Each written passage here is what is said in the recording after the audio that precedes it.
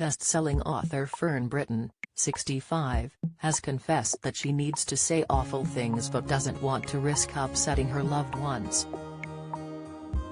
Fortunately, she revealed during a recent interview that therapy has become an outlet for her feelings.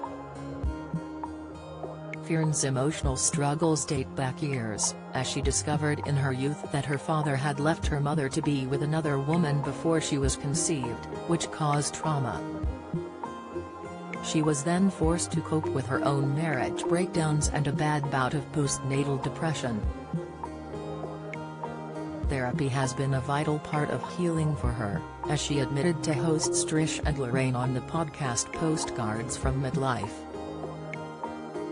"Every week I speak to my therapist," she admitted, rationalizing, "It's money going out but I don't very often get my hair done. This for me is an essential," she explained adamantly. "I've been talking to her for over 10 years. You're not upsetting those people nearest and dearest when you say those awful things that you want to say about them, or about yourself or about life."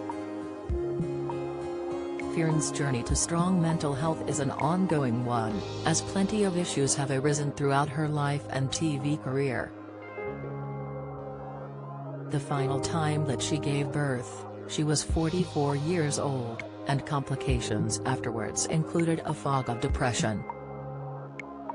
Urging other women to seek help for similar experiences, she sympathized, "You've got to go and have a long chat to yourself because you're not Superwoman.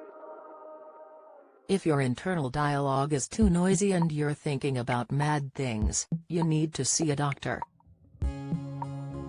Fern recalled that her life was so fast-paced and stressful at one point that she found herself intentionally going to sleep in her day clothes, so that she would be ready straight away when it came time to wake up. She now describes her attitude as madness, but when it was happening, she was adamant that she didn't want to see anyone who could help. Her mother phoned a doctor, but she brushed off their concerns, telling them she was fine and that her family members were just worrying. The next thing she knew, a nurse was on her doorstep, telling her, "You're really not fine." Other traumatic experiences in Fern's life include being followed by paps constantly over media stories. Fern claims ITV bosses asked her to apologize for not having told the world that she'd made the choice to have a gastric band. The conversation happened after being stalked by photographers over the controversy, something she laments she didn't really deserve.